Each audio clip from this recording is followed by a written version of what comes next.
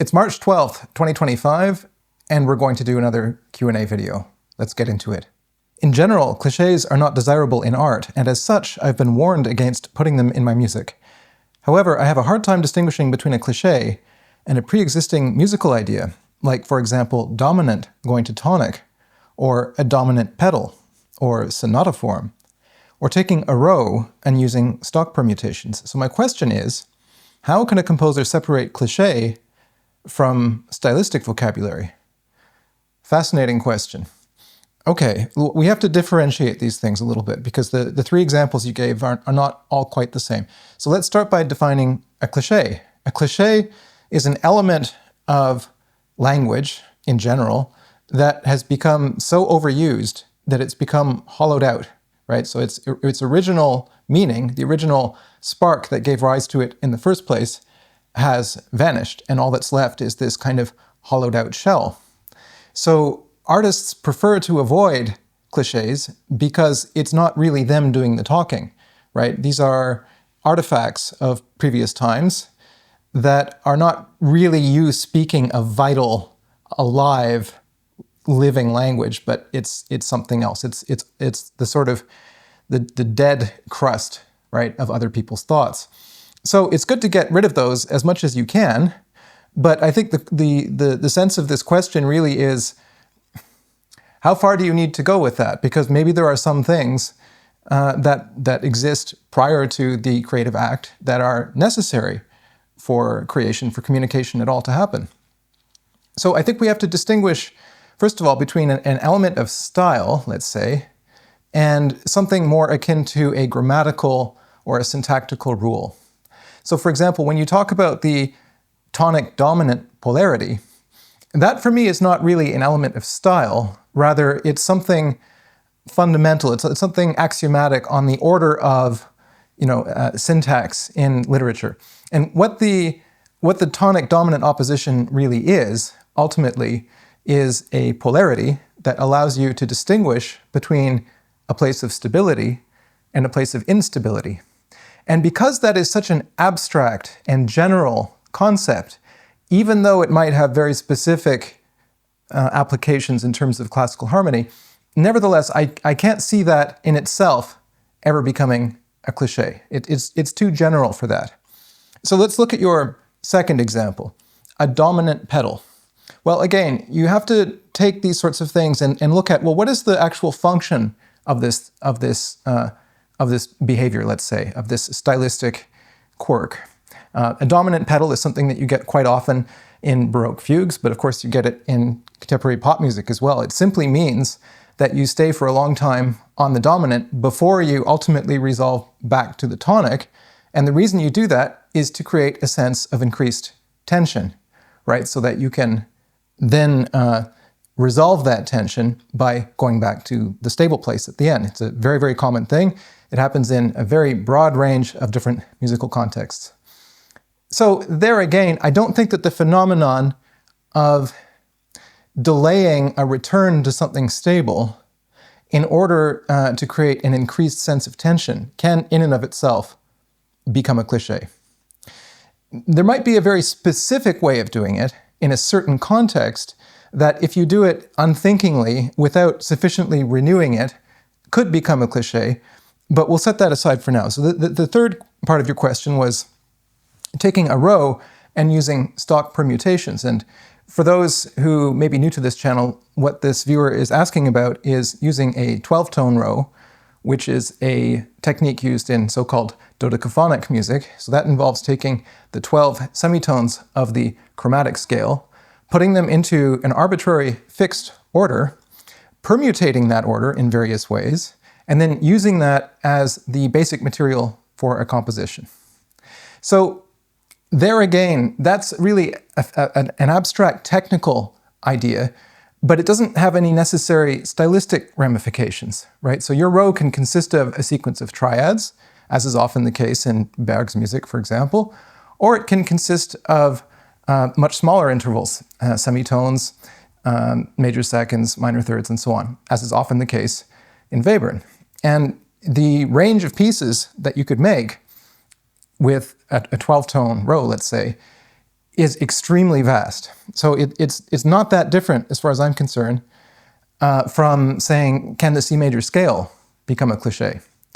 So these things as such, because they're general and because they're abstract and because they are more sort of structural or grammatical in their nature, I don't think can become clichés. What can become clichés, for example, would be something much more specific. So the idea of modulation as such, I don't believe will become a cliché, because what does that mean? Ultimately, it just means you're going somewhere else, right? You're changing the harmonic context. However, the half-step modulation, particularly as it pertains to the closing minute or so of a pop song, that, on the other hand, definitely can become a cliché. Now, the half-step modulation is a cheap way of getting out of an impasse, creatively speaking. So if you're writing a pop song and it contains a lot of repetition, and you've got a verse and a chorus and maybe a middle eight, and maybe a saxophone solo or whatever, and you're trying to finish off the song, but you don't have too many strategies for doing that, and you want to keep it going for another 30 seconds, but you don't want to just repeat the outro again, then you might throw in a half-step modulation, and then you're good for another 30 seconds, right? That's kind of the idea. So there might have been a time where the surprise half-step modulation may have been fresh and new, but because it's been overused in the same way, in the same context, thousands of times, it then becomes a signal to the listener that this artist is not really thinking very carefully about what they're doing. They're happy to use these sort of worn-out, tired clichés rather than coming up with something that might be more interesting. What are your thoughts on program notes? I recently had to write some for an electronic piece for inclusion in a performance of works for loudspeaker, and I really struggled. My approach has always been to make pieces that stand on their own merits as interesting sound experiences, and I found it hard to write something as I felt like I was biasing the listener in a way that detracts from the raw experience of encountering a piece for the first time. In contrast, I found that the notes from many of the other composers were, for lack of a polite term, utter nonsense. So I'll start with the last part of your question. I would say don't worry too much about what other people are doing in this context. There are a range of opinions about the utility of program notes. Some composers swear by them, others much less so. My sense is if some people want to do them, that's fine. Don't worry about that too much. As far as your question goes, I'm broadly sympathetic to what you're saying, because I don't particularly like writing program notes myself, and I often don't provide them at all. At other times, I've been asked to provide them, and rather than say anything about the piece, I've provided something unrelated to it, or maybe tangentially related to it. And I'm not doing that out of a simple sort of childish desire to misbehave. That might be part of it. No, the reason I'm doing it is because what I found in my experience as a concert goer is I always ignore program notes. I'm not really interested in them. I might glance through the program at the end of the concert, but when I'm there to listen. I'm not there to read. And I certainly am not going to, read and listen at the same time. I don't think that's not something I'm interested in doing.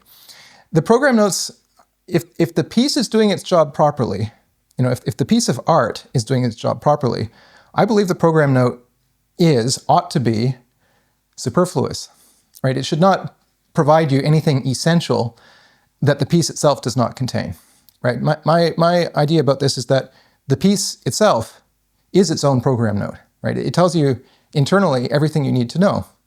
So you might ask, well, why do we have this convention in the first place? Why are so many composers asked to provide program notes? And I think it's something like this. In the past, let's say in the 18th century, when a new piece was premiered, let's say a string quartet or a piano sonata, the context within which that piece was being played was usually so strong and so obvious that any additional commentary would simply have been superfluous. Like, you knew why you were there, you knew what the genre was that you were about to experience, and that was it. Likewise, in today, if you're listening to a new pop song by Bruno Mars or whoever, you're not going to be rushing onto Google to find the program note for that new song. that would be absurd, right? So looking for a program note for a pop song is superfluous because the whole point is that it's embedded in a context with which you're already completely familiar, right? So there's no further commentary needed. And I think that's something that artists can aspire to. Try to make the artwork so strong in and of itself that any additional commentary would really just be a waste of words. At this point in the video, I want to just point out to you that my album, In Glow of Like Seclusion, can you see it there? Which came out last year, is available in an incredible double vinyl, double LP edition through Divine Art Records. Some of you may be aware of this. I think a lot of you don't realize that it exists in this format. And of all the productions I've done, I think this is really something. And if you've come to my work recently through the video of my piano pieces and want to go a little bit farther, and you're into vinyl, I've got an offer for you. So this album is available on Amazon for 50 euros, but I'm going to offer it until the end of April for 35 euros plus shipping. So if you're interested in that, and remember, I'll sign it for you. So if that sounds like something you'd be interested in, you can either drop me a comment below, or you can contact me through Twitter or through my website or whatever. There's a million ways to contact me. Any plans on making a video about Henri Dutilleux? He's one of my main inspirations, and I'd love to hear some thoughts or analysis from you on his orchestral music.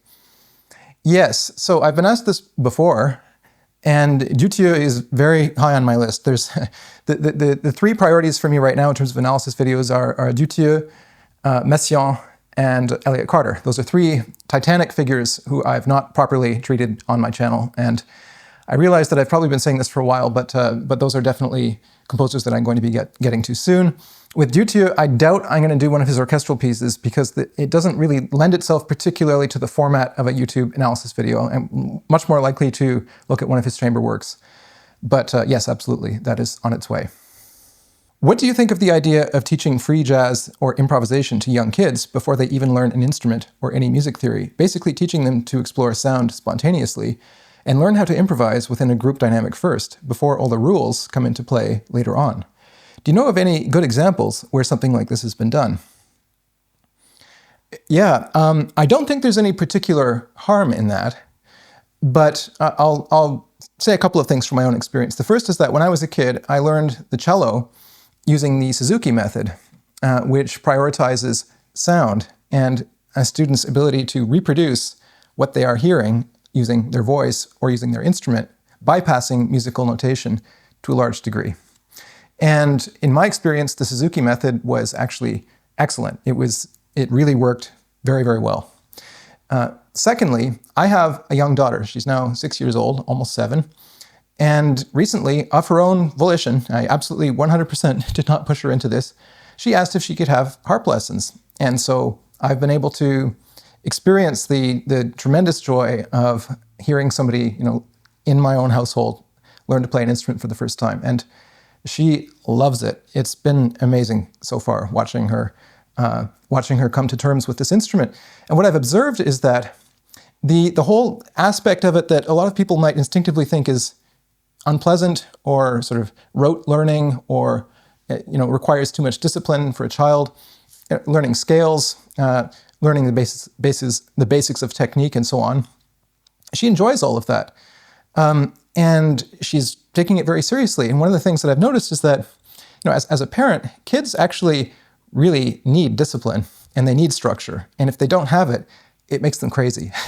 So the idea that it would be preferable or more exciting for them to, go up to a piano and just start banging around on the keys or just making a sound, but without necessarily there being anything behind it. I mean, that can be fun for a while, anecdotally speaking, definitely. But I think ultimately they're going to want something more than that. And don't underestimate the extent to which, really learning something, taking it seriously, and bringing a certain amount of discipline to it can be intensely rewarding to a child. So this will be the last question. You posted an interview with Christian Book on his Xenotext project, a work of immense literary ambition. What are some 20th and 21st century musical works that are just as ambitious? Well, that's such a great question. I would start by saying that ambition can take many forms. I think it's possible for a 2-minute piece to be intensely ambitious. If we think of some of the early Webern miniatures, for example, some of them are 30 seconds long, but they're extraordinarily ambitious. Why? Because they fundamentally cast doubt upon so many things, and they open extraordinarily vast perspectives. So I'm interested in that. Ambition is not necessarily a reflection of how long you spend working on something or what the dimensions of a creative project are. It could be something to do with the perspectives, again, that are opened up by that work. But if you're talking about scale, and if you're talking about the length of time that it takes to complete something, there are 2 examples I can think of off the top of my head. The first is the Licht cycle of operas by Karl-Heinz Stockhausen. Those are nothing if not ambitious, right? He's writing a full-length, evening-filling opera, 3 to 4 hours long, for every day of the week. A cycle of 7 operas. This had to be done in collaboration with many different European opera houses over the course of 30 or 35 years. I don't remember exactly how long he worked on this project, but that certainly qualifies as ambitious. Likewise, the Cacciari d'Invenzioni cycle by the British composer Brian Ferneyhough is a work of extraordinary ambition on many levels. The difficulty of the scores, the virtuosity that they require from the players, the intellectual ambitions of the project, the scale of it, the number of years that he worked on it, and so on. There's something Joycean, akin to Finnegan's Wake, in the work's multiplicity of intent and the number of references it contains and the depth of the music. So those are 2 examples, and to all of you, I really appreciate the questions, the time that you've spent formulating them. Thank you for watching, and we'll see you next time.